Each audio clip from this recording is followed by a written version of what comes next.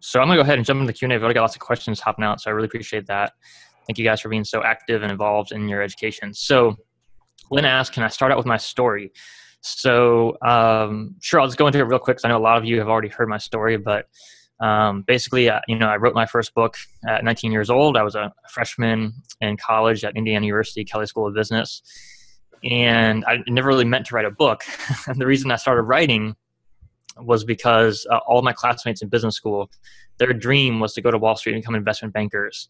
They wanted to work 100 hours a week in a cubicle, earn six figures right out of school, and do work that, from my perspective, wasn't really meaningful, wasn't really adding a lot of value to the world. And so I was really scared of what my life would look like in that moment if I kept going down the path that all my classmates were going down. And so I just kind of reflexively turned to my habit of writing stuff down. And so I started writing, I opened up a Word document on my computer, and I started writing down what I thought it meant to lead a successful life. I wanted financial freedom. Making six figures sounded like a great idea.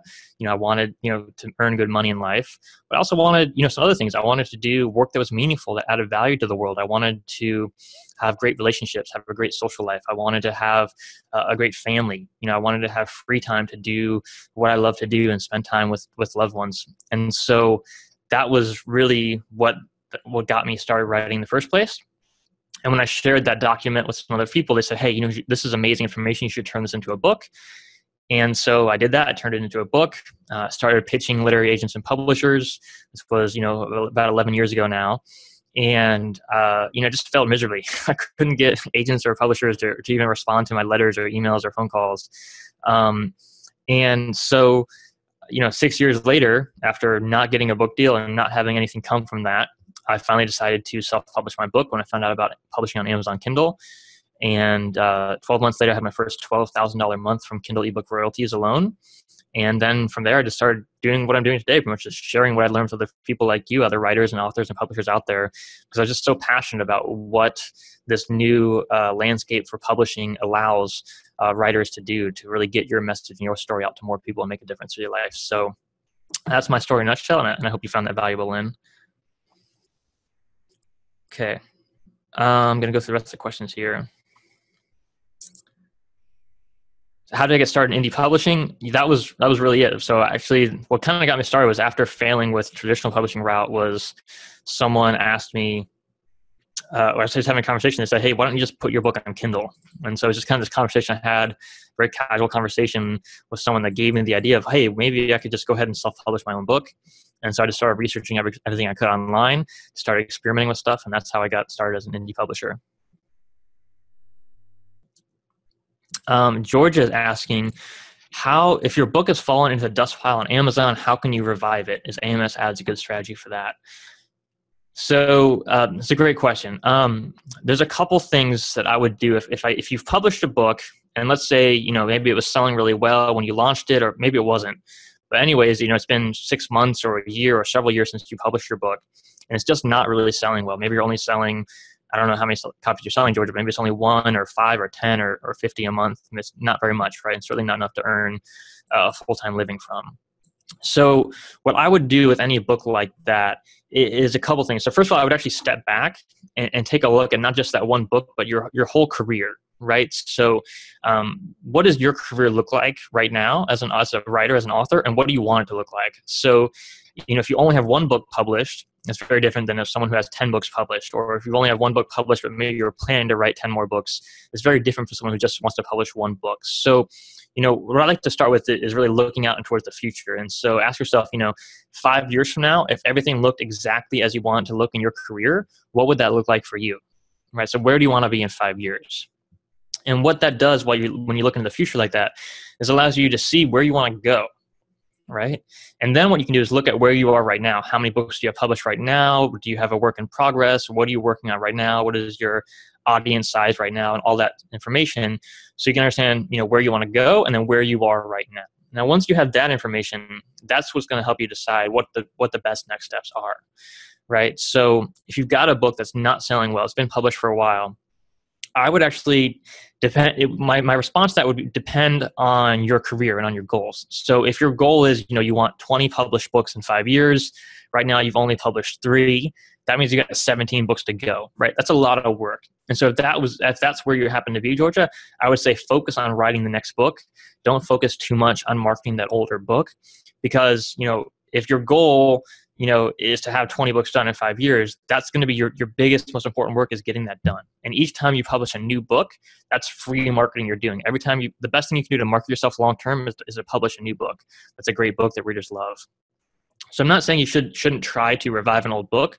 What I'm saying is the approach depends on what your goal is and what your strategy is to get there.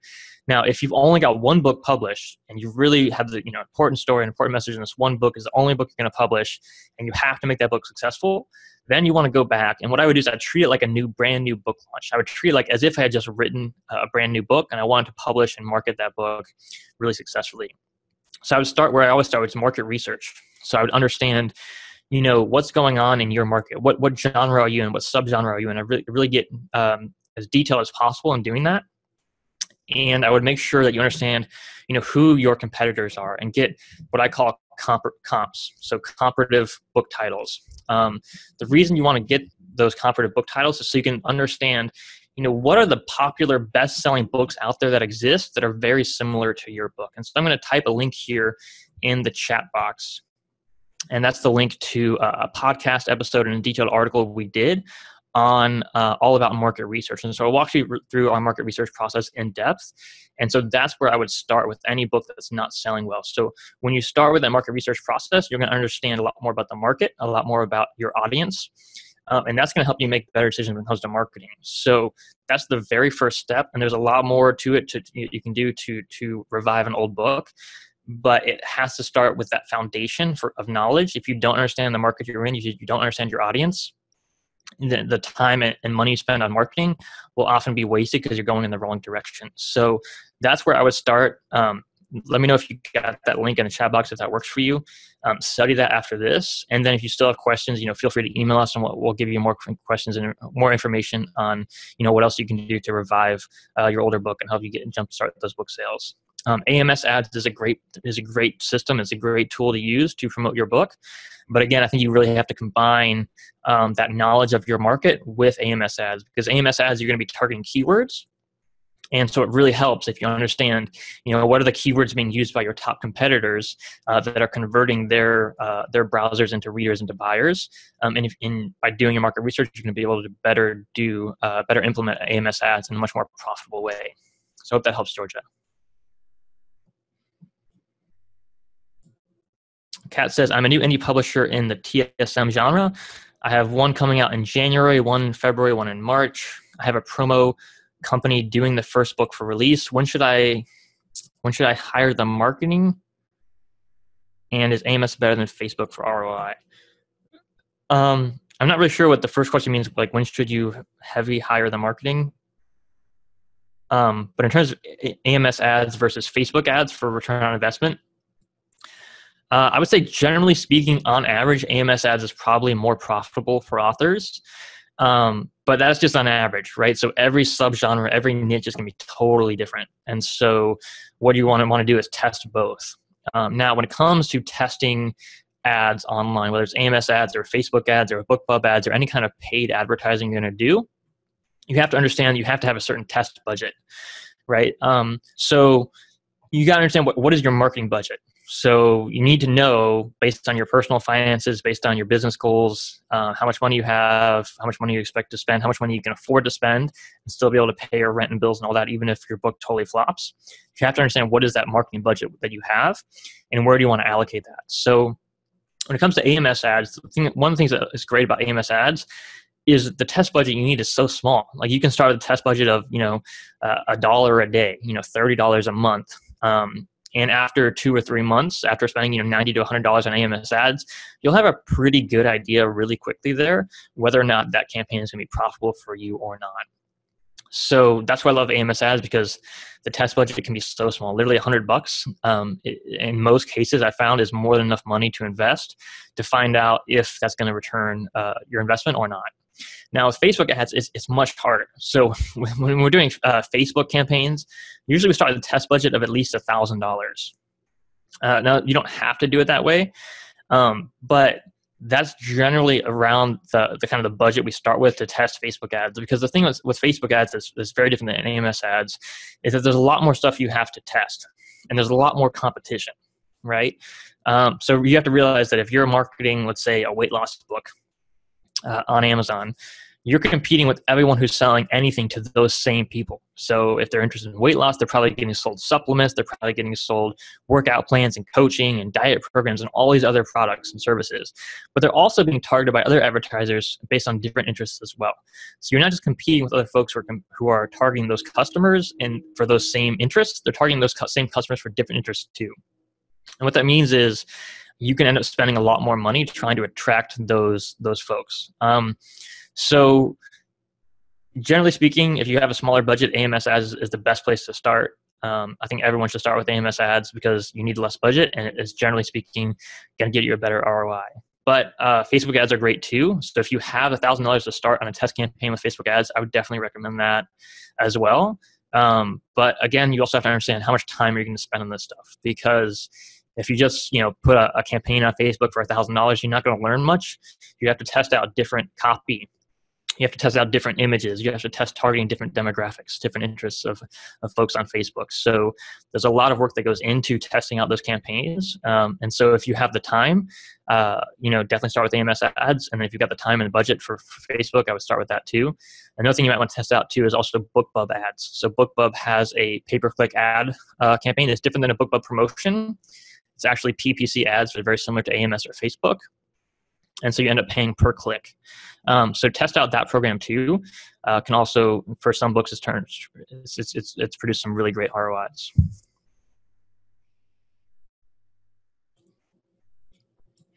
So Michelle asked, what is our best-selling book, the most profitable book on Amazon out of all of our books? So right now, our most profitable book is called Unlimited Memory. I can post a link for that in the chat box. It's called Unlimited Memory by Kevin Horsley. We're about to pass 100,000 sales, probably by the end of the year. I'll pass 100,000 sales. That's the link right there, so you can check that out. And just what I would say about that book, one of the reasons it's done so well is because it's so unique in the market. When we published that book, it's a book, and basically it's about how to improve your memory. And so when we published that book, there were several really best-selling books out there about memory. The issue was when we started to read the reviews of the competitors, we started to understand this market and do our market research. We quickly realized that these other books, the problem was that they were very long, right? They were often 300, 400, 500-page nonfiction books. And they were really filled with tons of stories, lots of research, lots of information. It's kind of the typical, nonfiction book that you read because, you're very curious, you're very intelligent, you're just a curious kind of person, want to learn new stuff, right? But they're not necessarily the kind of books you want to read if your goal was just to improve your memory, right? And so this book, Unlimited Memory, is much shorter. It's much more actionable. Every chapter is filled with action steps and advice you can implement right away. And so it just targets a different kind of reader and adds value to them in a different kind of way than what any of the competitors were offering at that time the book was released. So that combined with the fact that the author is, he literally broke the world memory record in 2013. He's a consummate expert in his field. He memorized pi to 10,000 plus digits and broke the world record by 14 minutes to do that test. So he's an expert. The book is unique in the marketplace. It adds value in a way that other competitors didn't. That really speaks to a huge demographic of readers from, high school students, college students, folks who want to get good grades in class, to business professionals who just want to improve their memory. So that's, I think, one of the reasons why the book has done so well is because it just fills a need in the marketplace that no one else was really filling. And that's why I always recommend to folks, yes, come up with your great book ideas and write the book that's in your heart, but also do your market research, understand what are your readers really looking for and where are the gaps in the marketplace that you can fill, by sharing your story, your message, your information in a unique way that other folks aren't doing. And if you can do that, if you can fill that gap in the marketplace, you will often tend to sell a whole lot more books because you're doing something that no one else is doing in the market. Okay, so someone asked, how can we increase the sales on iBooks? So first of all, I think you need to understand like the marketplace. So I think iBooks, last I checked, was like less than 10% of all ebook sales. There's a great website called author-earnings.com. So you can check out author-earnings.com and look at their reports. And they actually show you in some of their reports like what the market share is for Amazon, for ebooks versus iBooks versus Kobo and Nook and Google Play and all that. And iBooks is a very, very small percentage of the market. So there's nothing wrong with wanting to increase your sales on iBooks, but realize that Amazon distributes like 75% of ebooks, right? So the vast majority of your income from ebook sales is going to come from Kindle, from Amazon. And so that's where I would focus most of my time and energy and effort is on increasing sales on Amazon. But honestly, the strategy is about the same either way. If you want to increase your sales for books online on an online platform, whether that's Amazon's website or on mobile devices or ebook readers, it's really all about getting your message out there, getting your story out there. And so what I work with clients all the time at TSK Publishing is, what are your strengths when it comes to marketing?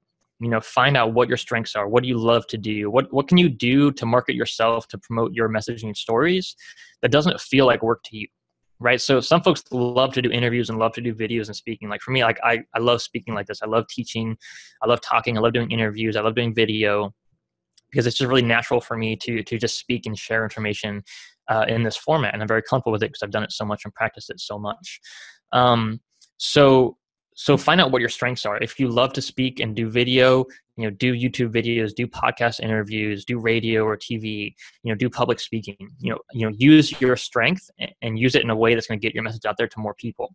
Now, if you hate doing video and speaking and interviews, find out what else do you love to do that you could use to market yourself. So maybe you love writing. Maybe you would like to write blog posts or do guest articles to write for other blog posts or other, major publishers like Huffington Post or publications like Huffington Post or Time or Forbes or so forth. So there's lots of ways you can promote your message. In fact, there's too many ways today to promote your message, right? There's Twitter and Facebook and hundreds of other social media platforms, and there's just so much to do. And so instead of trying to do everything all at the same time, focus on what are your strengths, where are you really good, where are you uniquely qualified to share information in a way that's going to help people and make an impact in people's lives, and then learn how to use that skill and amplify that skill to get your message out to more people. So that's the same strategy I would use whether you're publishing on iBooks or Amazon or anywhere else. It's really finding out what you love to do when it comes to marketing, and then find a way to do that better and better and better every single day. And if you do that consistently, you will attract a fan base, you will attract loyal readers, and that will increase your sales on every platform, not just on iBooks. So I hope that helps. Okay, Bill asked, are there rules of thumb regarding the word count or page count for different types of books? And so absolutely there are. What I would say about that is that a lot of the standards for word counts for books, they're kind of they're the standards that come from like the old industry. So traditional publishers will say, a science fiction novel needs between this word count and that word count, or a publishing house won't accept that submission. Then there are kind of the newer age word count, page count metrics that you need. Like for the Kindle platform, you have to have 2,500 words or more. You can't publish a book that's less than that, unless it's like a children's picture book or something. But if you want to publish like a nonfiction book or a novel or short story, it has to be 2,500 plus words. So we actually have a detailed blog post on our site about how long should your book be. I just post that link in the chat box as well. And that should answer your question for pretty much everything you need to know about like the page count, word counts for books should be in that post. If that's not clear, or if there's anything in that article you don't understand, just email our support team, support@tskpublishing.com, and we'll make sure to get you the information you need about word counts and page counts for your books. The other thing I would say about kind of word counts and page counts is I think your book should just be as long as it needs to be to get the job done, right? So if you've got a great novel, it's 50,000 words, maybe it's shorter than what's typical in your genre, but if it's a great story, if your editors love it, if your readers love it, there's nothing wrong with publishing a book that's outside of the norm in terms of page count. Again, I think your book should just be as long as it needs to be to really get the job done and to make readers really happy. And if you do that, readers aren't counting your pages, right? They're not counting your word count. They're more interested in a great story. They're more interested in information that's going to impact their life. And so if you add value to your readers in that way, they're not going to care what the page count is. And so I think if you're going the indie publishing route, you probably shouldn't really care either, right? You just want to make your readers happy. And if that's your focus, you'll find a way to do that, regardless of what the word count is for your book.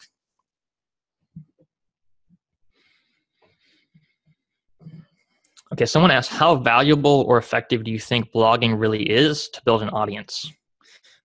So great question. So like I said before about when it comes to marketing, you really want to find what your strengths are. So blogging is an excellent way to market yourself if you like to write short form articles, right? If that's what you love to do, then marketing is an absolutely amazing tool. There are many, many bloggers out there who are incredibly successful financially because they have really blossomed with the industry and with that form of writing, right? So short form writing is very different than writing a book. Right? When you're writing a blog post, it's the same process of you coming up with ideas for content. You're brainstorming ideas. You're usually outlining your posts and ideas. But with most blog posts, you're going to write those in a day, maybe 2 or 3 days at most.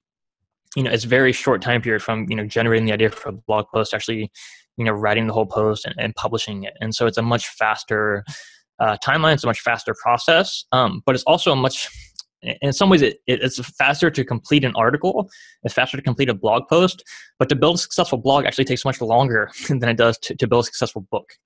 And what I mean by that is a couple things. So first of all, when you're blogging, almost all successful bloggers are relying on search engine optimization, or in other words, they're relying on Google and other search engines to send them traffic, right? So the reason most bloggers rely on search engines to send them traffic is because it's free. It doesn't cost you anything if Google sends you customers, if Google sends you readers. The problem with that model, and it's not really a big problem, it's just a challenge that you have to go through, is that there's something called the Google sandbox. So when you publish a new website on the internet, Google kind of looks at you a little bit differently. They say, hey, look, you're a brand new website. I see you're posting some really cool articles on your blog, but we don't trust you yet. And so Google's not really going to trust your website until about 6 to 12 months after your website is launched. And that's called the Google sandbox. And so what happens is, you could have a brand new website with, 500 amazing blog posts. You could have links from some top sites on the internet. But Google's going to say, hey, look, your site's really new. We don't trust you yet. We're going to put you in that sandbox, and we're not going to send you very much search traffic for the first 6 to 12 months. And then after about that first year, you're kind of out of that sandbox. And Google's going to decide whether your site is legitimate and is an actual authority site that they're going to send traffic to, or whether your site looks a lot more like a spam site and they're not going to send any traffic to you at all. So if you're doing everything legitimately, if you're writing great content, if you're not copying other people's content or buying spam links or anything like that, you'll come out of that sandbox and you'll start to get some really good search engine traffic after about 12 months. Now that assumes a couple things. It actually assumes a lot of things. So first of all, it assumes you're writing content that's actually good, that readers love, and you're writing content that's actually optimized for search engines, right? So this whole system and art of search engine optimization, and you have to understand that. So if you want to be successful as a blogger, you have to understand SEO, because let's say you write an article about, any topics. Let's say you're writing an article about dog training. If you don't optimize that article for that search term dog training, no one's going to find it. Right. So you could write this amazing, 10,000 word blog post. But if it's not optimized for the keywords that readers would look for in search engines to find that article, no one's going to read it. And so you have to understand SEO, and you have to make sure that every post you put on your website, every article, every page is optimized for SEO. And so you'd want a different article on dog training. You want an article on puppy training. You want an article on potty training dogs. You want an article on how to walk your dog, right? All the main keywords that your ideal customers, your ideal readers are searching for, you'd want to include blog pages or posts on your website targeted to those keywords. And if you do that, you will likely be very successful. The problem is, I think a lot of people don't do that. They don't study SEO. and they don't stay consistent with their blogging, right? So maybe the first month they'll write 20 blog posts, and the next month they'll write 10, and then, a year later they're writing one blog post a month or something. And it's just not enough in a lot of cases, especially if your quality isn't high, to continue getting great traffic from search engines. So blogging is really effective, but it's going to take you about 12 months before you'll start to see a return on your investment. And during that entire 12 months, you have to be consistent. You have to be writing, I would say, at least a blog post a week, and you have to be doing SEO.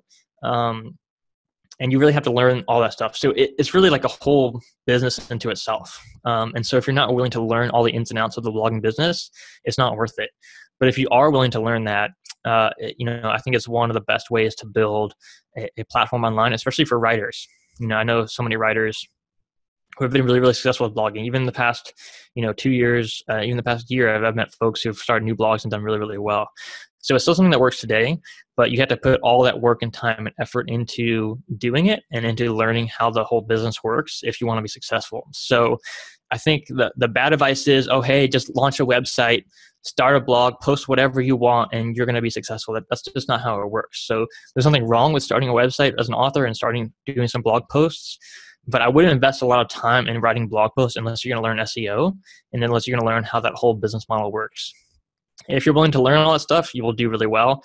And if you're not willing to learn all that stuff, I would say focus your energy and efforts in other areas, because it's one of those businesses where either you do it really well and you're going to succeed a whole lot, or you do it kind of half-assed and you don't get much results at all. So I hope that helps. Okay, someone asked, do videos help with book sales? So videos can help a ton with book sales, but it just depends on how you do it. Just like with blogging, video marketing has now become an entire industry. It's a multi-billion-dollar industry. It's huge. And so I think there's lots of ways to do videos to promote books. I think the most common way that authors try to create videos to sell books is with like a book trailer. So you release a fantasy novel, and you create a book trailer for it, and you share the trailer on Facebook and so forth, and try to get some sales with that. And that's fine. There's nothing wrong with that. But again, like with all marketing, you want to be consistent. So the best marketing is consistent marketing. If you look at like Coca-Cola, they've been advertising for 100+ years, right? Year after year after year, they keep advertising. And the reason is because it works. The more consistent they are, the more stuff they sell. And it's the same way with you and your business. The more consistent you are with your marketing, the more you're going to sell. And so there's so many kinds of ways to create video content these days. You can just do like I'm doing right now. I'm going to post this video on YouTube later. It's just me sitting in front of my webcam talking to you folks here today, right? It's not complicated. It's not fancy. So that's a great way to start with video, because it doesn't take a whole lot of extra time. You don't have to do a ton of editing work. You don't have to pay for fancy graphics or anything like that. You can just get on your webcam and open up your mic and start talking and start sharing your story, start sharing your information, start sharing your ideas with people. And if you do that consistently, it can be a great way to build up your platform and sell more books. But if you just do one video here and there, it's probably not going to make a big difference for you. But what I would say is try out different things. Try out video and see if you like it. And if you do, you're gonna have to know that you're gonna have to be consistent over time to really get great results with any kind of marketing. So, one of the things that I was doing early on in my career was just testing out so many different things. I was testing out social media and video and blogging and podcasting and all these different forms of ways to get my story and my message out there. I recommend you do that too. Try out different things and see what you like best. But then know that at some point you have to decide, I'm going to really focus on video, or I'm going to really focus on blogging, or I'm going to really focus on podcasting, or whatever it is for you. Because if you don't focus and you don't stay consistent, it's going to be hard to really get great results. The more you focus on one area, the better you get in that one area, the better you're going to do over time. And so the folks who really earn a great income consistently year after year after year are the folks who really find their strengths and their passions and do it well consistently over time. So if you do that, video will work, blogging will work, just about any platform will work if you're consistent, if you keep learning and you stay ahead of the curve and you keep adding value to your audience.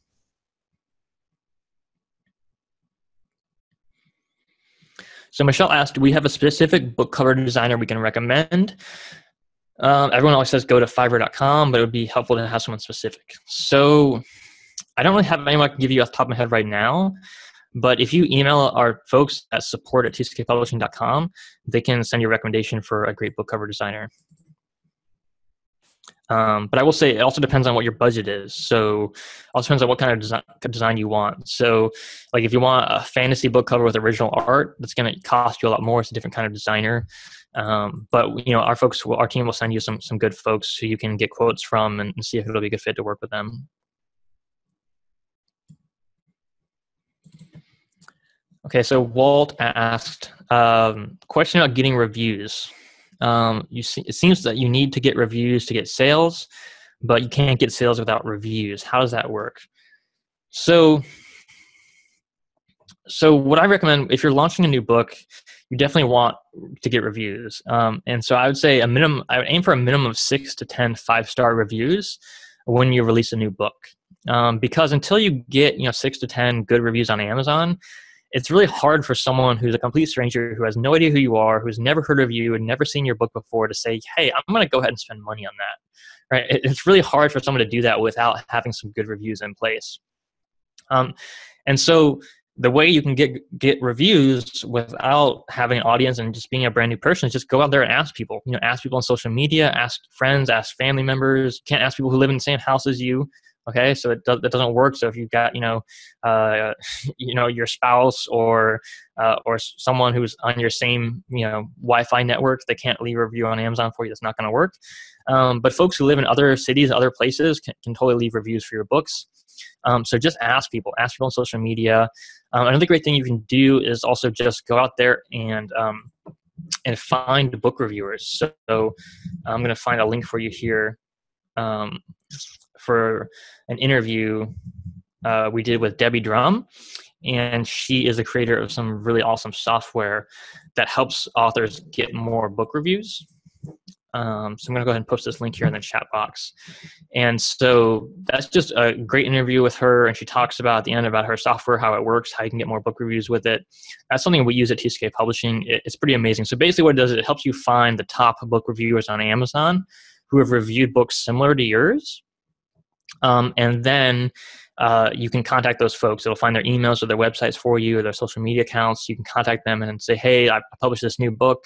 I saw you reviewed a book that's really similar on Amazon. Would you like a free review copy of my book? I'd love to hear your thoughts on that.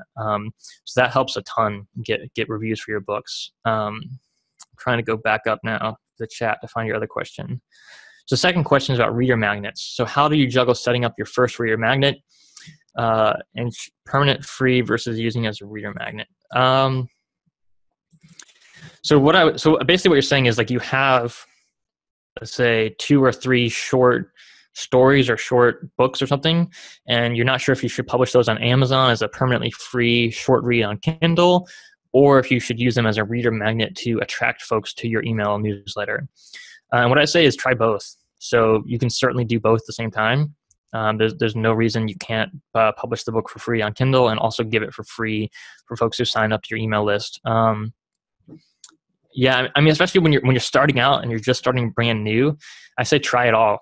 Try both, see what works. You might find that having that reader magnet just increases your opt-ins dramatically, and that's what you want to do.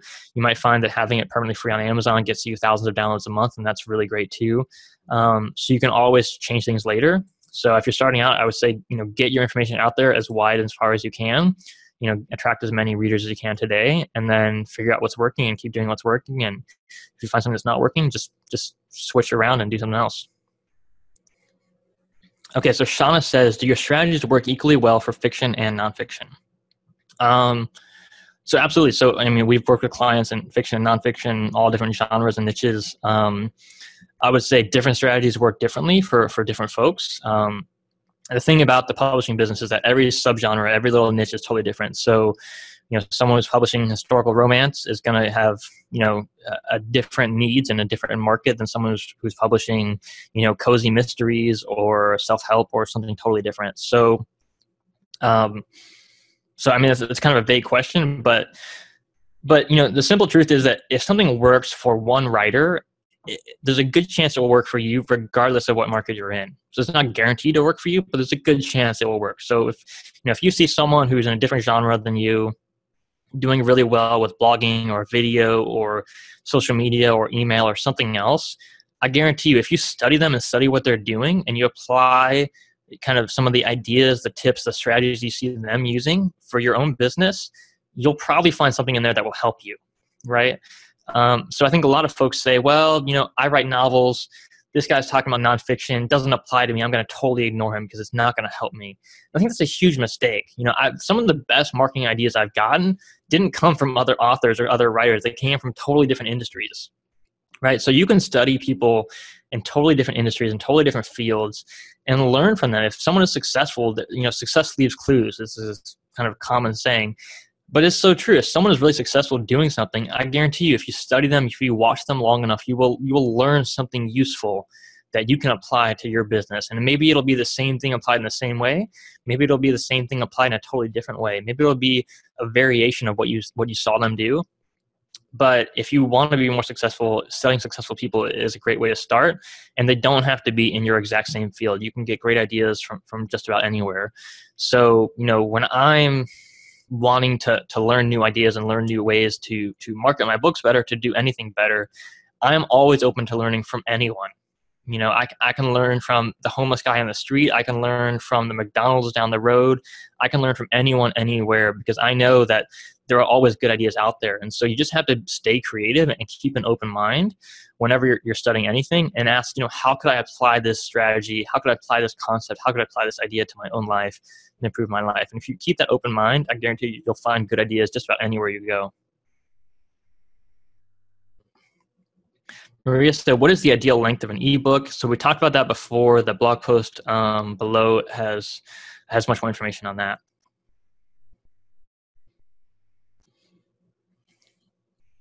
Georgia asked, does our $300 book publishing course cover a lot of the market research so the book you write will sell well? Yeah, it does. So the course on Kindle publishing, on book publishing, does cover market research in depth, but also that free blog post I posted in the chat box also covers market research in a really detailed way as well. So Bree asked, how many readers do you have in your reader database? Number 2, what social media tools do you use to grow your database? And 3 is, did you find any one social media tool more powerful than the rest? So we have about 36,000 email subscribers right now.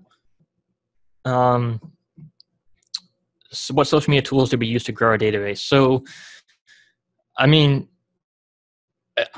you might mean social media platforms, or I'm not sure if you mean tools or platforms. So platforms we use like Facebook, Twitter, Pinterest, Quora, LinkedIn, Instagram. We still don't use Snapchat. I still don't get Snapchat. We haven't used that one yet. There's so many social media platforms. Honestly, social media has been a really small part of our business. It's not really been a big focus. I've been using it for 10 years, but when I look at the business, when I look at the growth, when I look at where the sales have come from and the subscribers have come from, the vast majority came from search engines, from writing great content, great blog posts, doing SEO. Folks would type in keywords like, how to improve my business, or how to write a blog post, or stuff like that. So people are searching for information. They find our blog posts online. They come to our website. They see it's full of great information, and they sign up to our email list that way. So that's been the vast majority of our growth. Video marketing and podcasting has helped a lot too. Email marketing has obviously helped a ton, because when you send out great emails and great content to folks, they stay on your database, and they share what you sent out to folks. When you send someone a great email and they love it, they'll tend to share it with their friends, and that's helped us grow as well. So there's lots of things that helped us grow beyond just social media. And then finding any one social media tool more powerful than the rest. Not really. I've been doing this for so long that all the social media tools have changed. When I started out marketing on MySpace. That's how long ago I started doing social media marketing. So everything has changed in the social media landscape. It's all changing constantly. And that's one of the reasons why I recommend authors always, build your email list, build a website, build some kind of resource that you own, that you control. Because, social media is always changing and evolving. And you don't own your platform. You don't own your fan page on Facebook. Maybe you can log in and you can post on there whenever you want, but any day Facebook could close your account. Any day Facebook could change how they do business. And they've already made dozens of changes in the past couple of years that dramatically reduced the reach of organic traffic on Facebook. So I remember when I started posting on Facebook, 25% of the folks on our fan page would see our posts and interact with our posts. Nowadays, it's like less than 2%.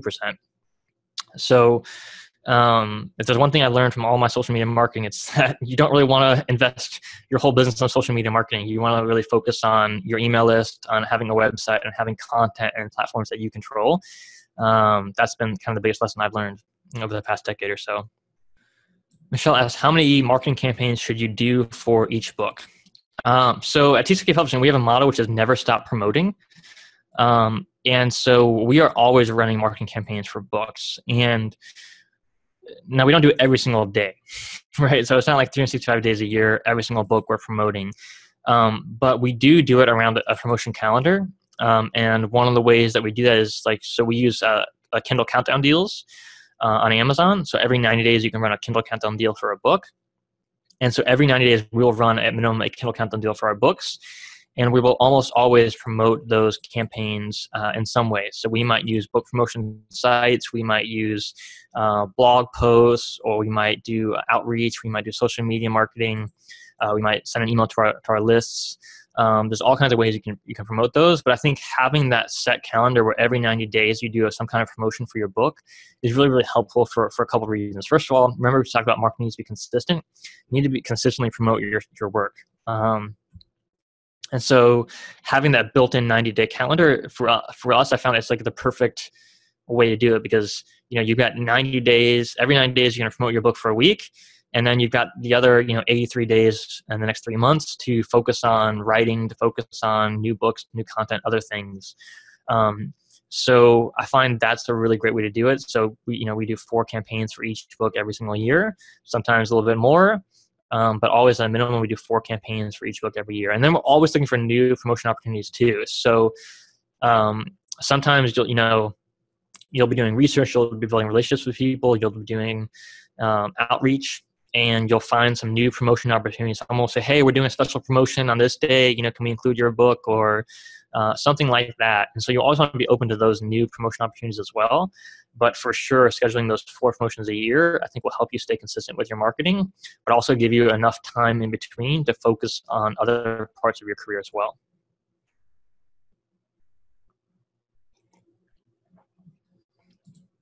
Hey, Rachel says she can definitely testify that Facebook ads are incredibly effective for authors. And yeah, and I assume that's Rachel Starr. I can't quite see your full name in there, but yeah, we just did an interview with Rachel as well on Facebook ads. It's really helpful it's on the homepage at tckpublishing.com right now as well. So if you want more information on Facebook ads, that's a great interview and intro to Facebook ads. So someone just asked, is it worth having books in Smashwords, Kobo, or iBooks? Or should we just stick to KDP, publishing on Kindle? There's a lot of back and forth in the industry about this. What I've chosen to do for our business is to stick with KDP, just KDP Select for almost every single ebook we publish. And there's a couple of reasons we've done that. So one is simplicity. If you look at the numbers, you run the numbers, you're pretty much going to make the same amount of money either way. Sometimes the numbers come out, you earn much more in KDP. Sometimes the numbers come out and folks earn way more by going wide on Smashwords and Kobo, etc. So financially, I think it could go either way. I've seen some folks say one was better, some folks say the other is better. In my experience, KDP has always been better. We have not had any bestsellers on these other platforms that are really, we haven't had big runaway bestsellers on Kobo or Smashwords or anything that have really impacted our financial numbers in a way that said, hey, we need to stick with that platform. We just haven't seen that. I know other folks have, and that's awesome. But if you run the numbers, it's about even. But from a business perspective, from a management perspective, from a time perspective, it is so much easier to just have your ebook on one platform than have it distributed on all these other platforms. And for a couple of reasons. So, if you just publish a book one time, you don't make any changes or edits, it's pretty easy to just open up an account with these different folks, upload your book on there, and forget about it. That's easy. But what happens if you release a new edition? What happens if you find a typo? What happens if there's a formatting error? What happens if you want to change the book cover? If any of these changes you want to make, now you have to log into 4, 5, or 10 different accounts to make those changes and updates. And so what you get is this giant management headache. What you get is this giant, investment of time every time you want to improve your books. And my perspective has always been that, hey, it's better to update our books more frequently than less frequently. It's better to make our books better than to sit around and wait to change. And so by publishing exclusively on KDP for our ebooks, it just makes it so much easier for us to make those updates, to make those changes. We don't have to go through 10 different platforms. We don't have to make sure that the files are just right in all these different formats. We don't have to manage files for all these different formats. It's just so much easier. And so what that allows us to do is spend more time on writing, spend more time on marketing, spend more time on promotion. And so that's the choice I made for my own books and for TCK Publishing. And it's worked really, really well for us. But, like I said, other folks have chosen a different route to go wide, to publish on all those different platforms, and that's great too. So it's really up to you, but I would just make sure, that ahead of time you're willing to invest the extra time in managing all those accounts and updating all those files in different platforms, because it does take a lot of work and a lot of time. And, personally, I just don't I'd rather spend my time on writing, on marketing, on making a difference for folks' lives, rather than managing a whole bunch of different files, types, and platforms and so forth. Because that, for me, is just kind of like busy work. It doesn't really add a lot of value.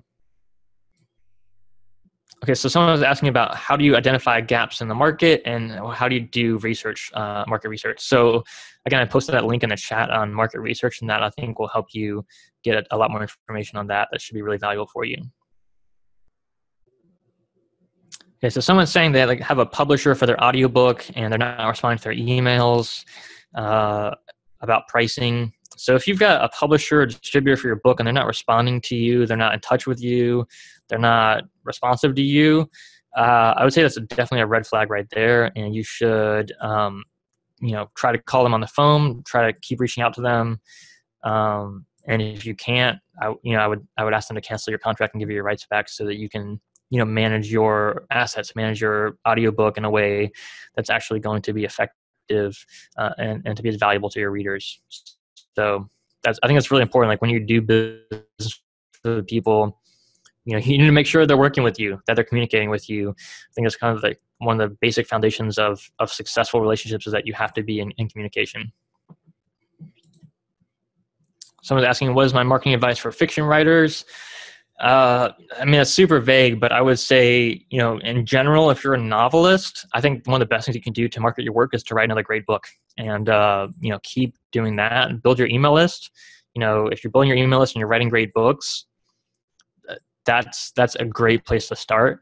I think, 90+% of the authors that I've talked to and coached and worked with, that's where they needed the most effort and work was, becoming consistent writers, improving their craft, building their email list. That's the foundation for success. If you have that in place already, then you just want to find one strategy you can use, like I talked about before, to really amplify your results. So it could be Facebook ads for you. It could be AMS ads. It could be both. It could be podcasting, video, blogging. It could be some other platform. But you have to have that foundation in place. If you don't have the foundation of being a consistent writer and writing great books, having great craft, building your email list, all the other marketing effort and time and money you spend is going to have a much less result. So make sure you have your foundation in place first and then build on some kind of marketing strategy on top of that to help you kind of amplify your results. Someone's asking about AMS ads. What works better, sponsored product ads or product display ads? And honestly, I don't remember the difference between the two. I have to log into my account right now to make sure I get the names right. But the ones that work best for us are the ads that you use keywords. So when you use keywords to target particular readers, those are the ads that have tended to work best for us. And that's a sponsored product ad. So the keyword targeted products, sponsored product ads are the ones that have worked best for us in general. Now we have had some product display ads that have worked really, really well. But sponsored products with specific keywords targeting readers has worked the best by far on average. So I was asking about audiobooks. So if you want to self-publish an audiobook, acx.com is the place to go. acx.com, it's free to use. It's free to set up an account. That's the pretty much the place to go. You can find narrators there. You can also distribute your audiobook there through Amazon, through Audible, through all the major audiobook retailers. So acx.com is the place to go if you're looking for, a way to self-publish your own audiobook. Someone's asking about categories on Amazon that don't have books written in them yet. I can't really give those out because I'd have to look them up in my software and everything. And they're always changing, like every month they're changing. So bestsellerrankingpro.com is a website where we have our software that actually shows you all those different platforms, all those different categories on Amazon. So there's like 44,000 some bestseller lists on Amazon. And that is just what helps you do all the market research and analyze all the different categories. Someone says they have a short comic book they're turning into a novel. They have 5 chapters out and written, and they want a literary agent to look at it and give me an idea if it's like good or not. So that's not what literary agents are for, right? So literary agents get often thousands of submissions a month, emails a month from writers. And so if you just send them a half-written novel and say, hey, I want your feedback on this, they're not even going to respond to you. If you don't send an email to an agent the way they request it, with the query letter, using their format, using their template the way they want it, they're not gonna even respond to you, or they're gonna delete your email right away. So if you want feedback on a novel, the best place to get it is from other writers or from an editor. That's the place to do it. And the other thing is too, if you have a book that's half written, it's not really the time to get feedback. You need to finish your work and then get feedback. And I'm not saying you can't get feedback midway through the process, but if you want the kind of like detailed feedback that's really going to boost your craft, you have to kind of prove to people that, hey, you've written the whole book, you've put in the time, the effort, the energy to really make this thing as successful as you possibly can. And then that's when you want to go out and show it to other people, to experts in the industry, to get feedback. Because otherwise folks just won't take you seriously. There's so many people who have written half of a novel, and a lot of them never actually finish, right? And so I know I've had that happen so many times, where I spent a lot of time and energy helping a writer, giving them feedback, helping them improve, and then they never did anything with it. They never finished their book. They never published their book. They just gave up. And it just feels like such a huge, it's very painful when that happens, right? It feels like I've wasted so much of my time and energy and effort in that person. And so I know all these other literary agents and folks that have had the same thing happen to them countless times. And so if you want really detailed, valuable feedback from an expert in the industry, you've got to show them that you've done the hard work in the first place. You've got to show up and finish it and do the best job you can, and then go out and get feedback. Rena's asking if poetry collections might sell well.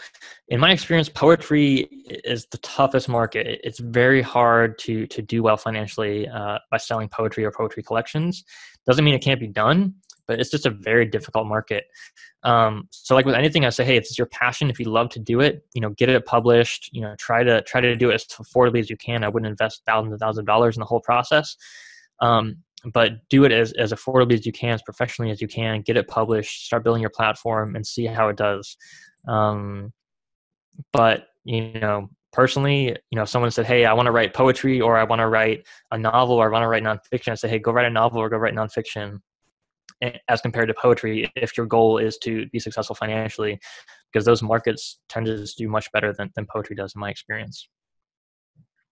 Lynn says she's in the process of building her backlist. What's a good number before devoting full attention to marketing? So if you're writing on novels, I would say when you have around 7 to 10 published full-length novels, preferably at least 1 or 2 of those being a series, so not all standalones, but actually in a series, that's usually around the time that most folks start to see really amplified results from their marketing.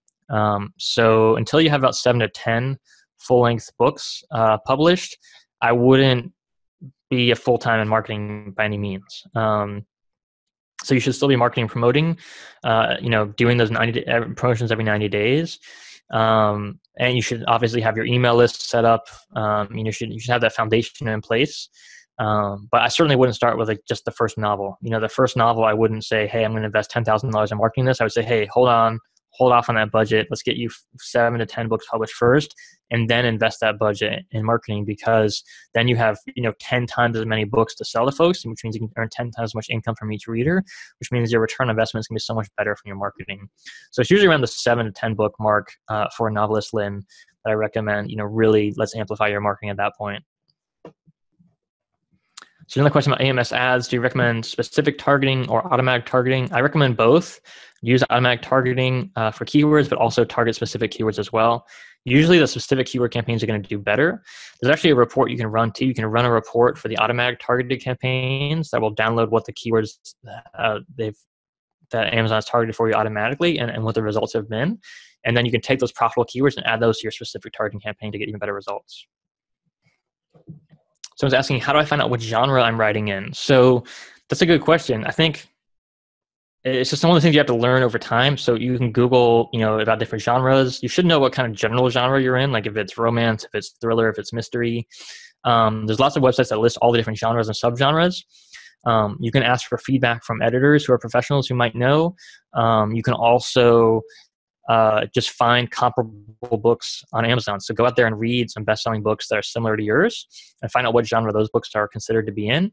And if your book is very similar to that book, if it's got the same kind of storyline and the same kind of arc and the same kind of, storytelling, system, then it's probably in this very similar genre.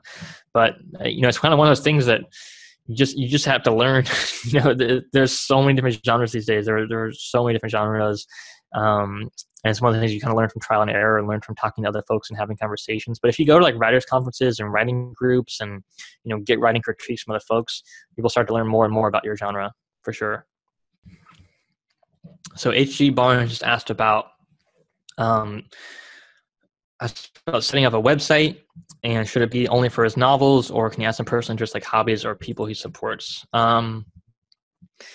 So what I would say with a website is pretty much with anything you're doing online. So you want to understand who is your audience. So who are the people who are actually going to show up on your website? Who are the people who are going to find your website, and what do they want? What are they looking for? Right? So if people are going for your website looking for advice on weight loss, and they see a whole bunch of blog posts about, your favorite hobbies and, the charities you support, but they don't find any information that they're actually looking for, they're going to click away. They're going to leave, right? So it's okay to include personal stuff on your author website.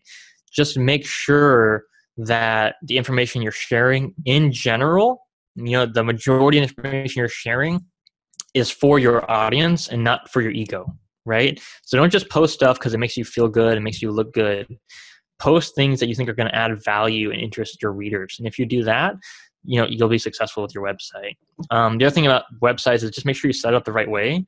So I'm going to post a link in the chat box with, the process that we use to create websites. I highly recommend you go through that process. It's going to save you a bunch of time and money and headaches. Because if you use one of those free website tools like Tumblr or WordPress.com or Blogger.com, or even one of the paid ones like Wix or something like that's kind of like a drag and drop website builder, those platforms are really limited in lots of ways. And so you really want to set up your website in the right way. And so that link in the chat should help you set your website up in the right way. So I hope that helps. So Cheryl asked, where should I start to build my email list? We've got all kinds of free info on the website on building your email list.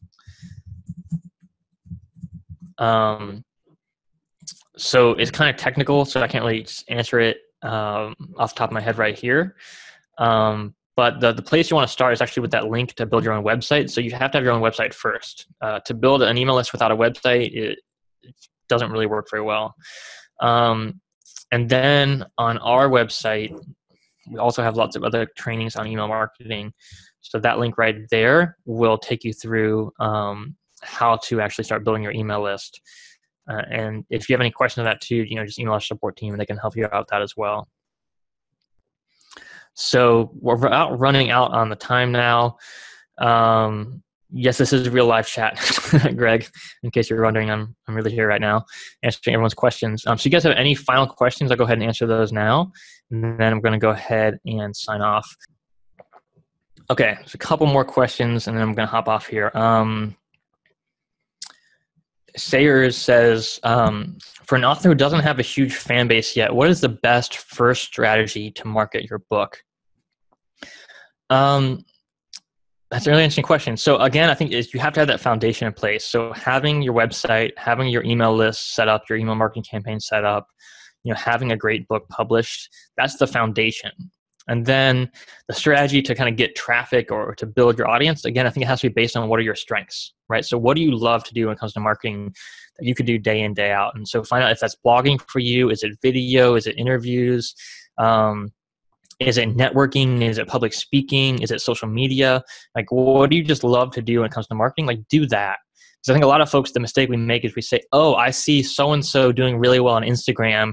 I'm going to post on Instagram 5 times a day, and I'm going to blow that up and be really successful on Instagram. But, if you hate it, it's not going to work well for you, right? If you hate doing something, why would you torment yourself by trying to do that day in, day out for the rest of your life, right? Just because you think it's going to make you money.